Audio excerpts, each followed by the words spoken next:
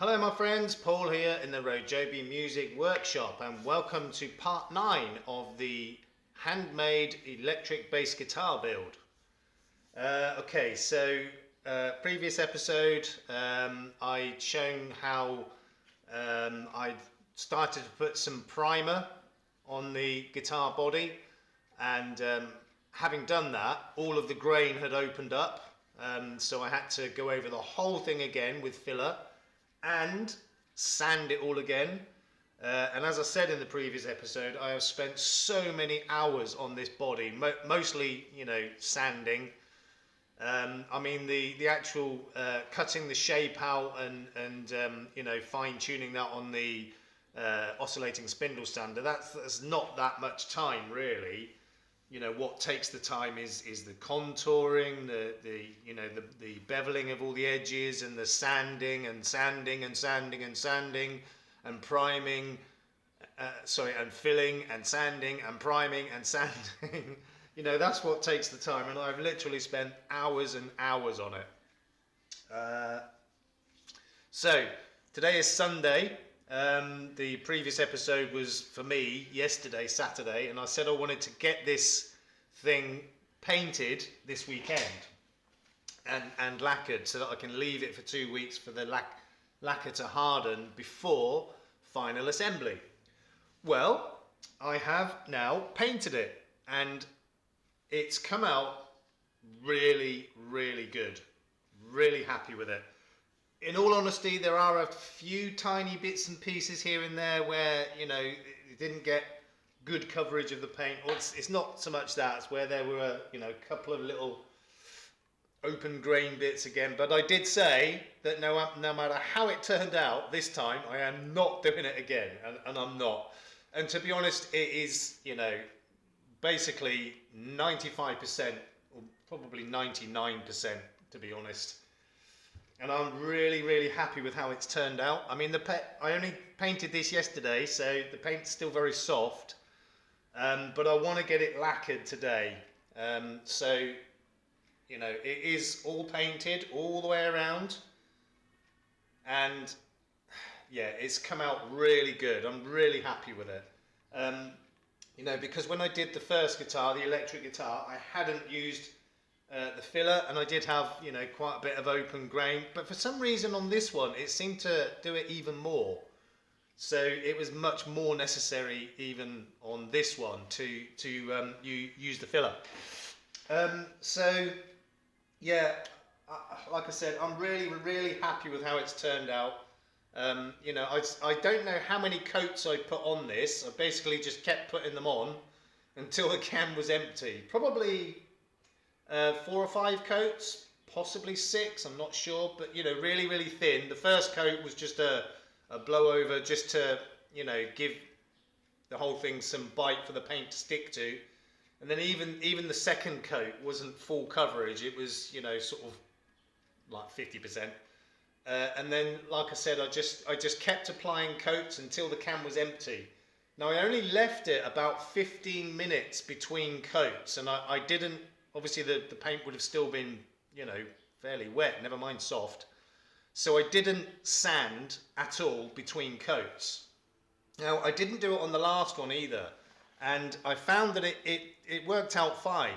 So long as I was putting the coats of paint on thin and even, it ended up really smooth. And this one is exactly the same. I mean, you can probably see the shine from the light. It is absolutely glass smooth all over. There are a couple of tiny little bits and pieces here and there, little blobs, but that will come out when I do the next stage that I'm doing now.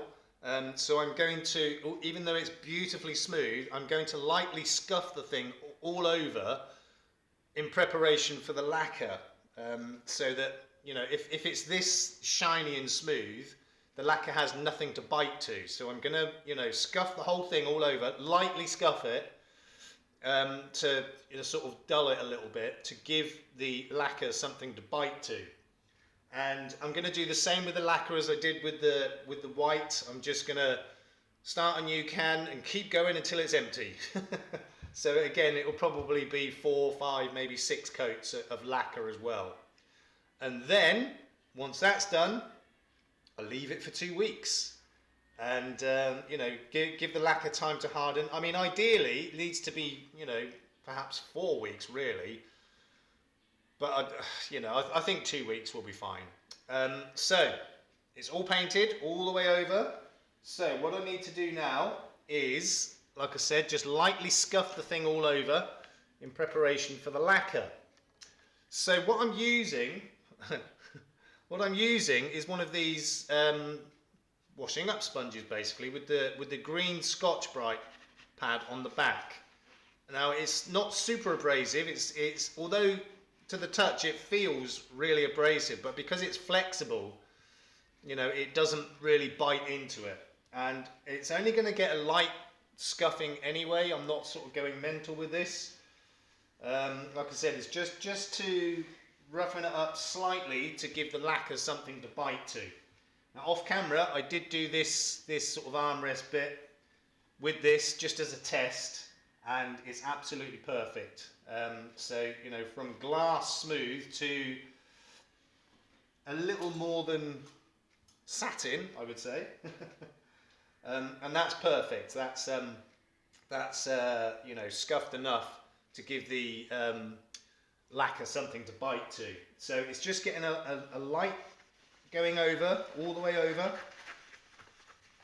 with this green Scotch-Brite. It really doesn't need very much at all. Let's just get my clean cloth just to wipe that over.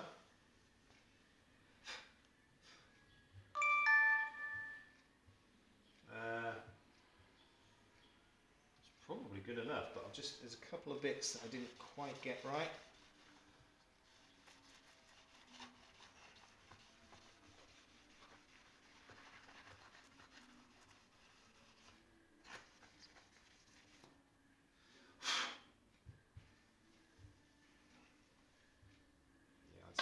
Fine. Okay, so carefully go around the edges as well, or around the sides rather as well. Trying to get all the edges.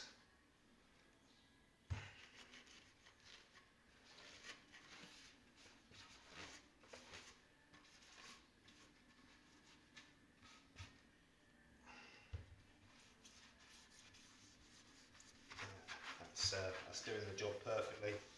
Just enough, sort of, you know, dulling it down, if you like, in preparation for the lacquer. It's just right, this is. I'll definitely be using these more in the future. I mean, all this is doing is it's just taking the gloss off of it. Like I said, just to, you know, give the lacquer something to bite to.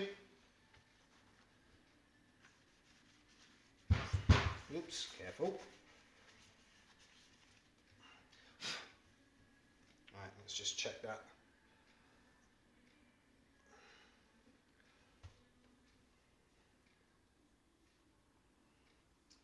Yeah, that's fine. Okay, and the back.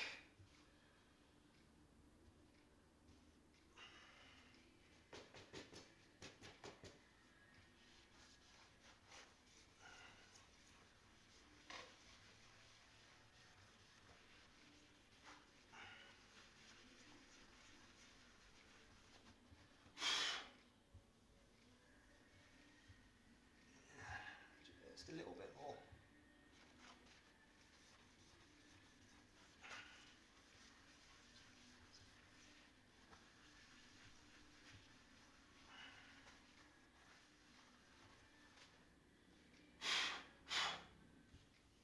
That's perfect. Absolutely perfect. Good. A little bit down in this corner. Excellent. Okay. And this corner as well. That's good. Okay. So that is now ready for lacquer. Short video this time.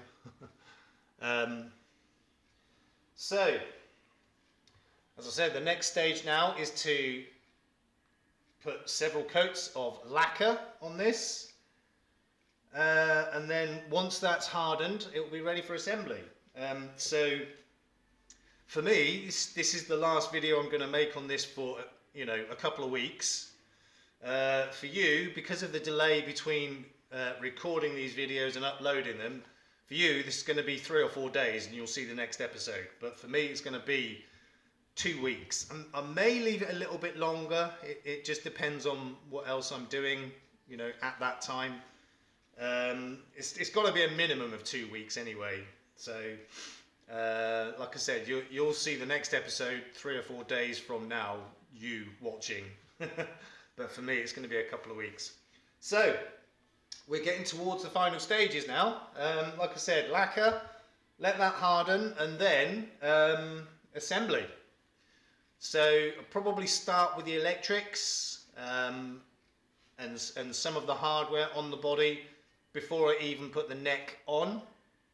Because one thing I did forget to do, even though I've cut all of the cavities and drilled the holes for the wires, one thing I didn't do was drill the hole down here through to the control panel for the earth wire, which goes, or ground wire as some of you may call it, which goes underneath the bridge. I forgot to do that, but that's fine. That's a fairly quick and easy job. I just got to be careful not to score up the lovely paint finish. And it doesn't matter when I do that. I'll do that when I come to doing the assembly. It doesn't matter. So long as the lacquer is hardened and everything, it will be fine. So, on to the next stage, lacquering. And like I said, then I'll be leaving it 2 weeks before final assembly. For you, it will be a few days.